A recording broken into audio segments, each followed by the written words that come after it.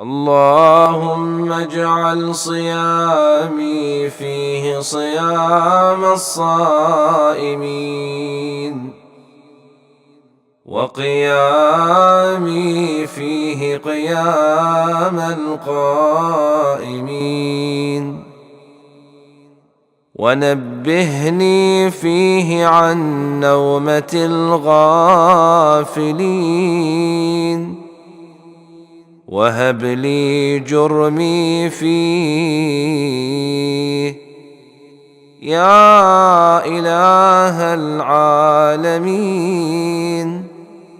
واعف عني يا عافيا عن المجرمين.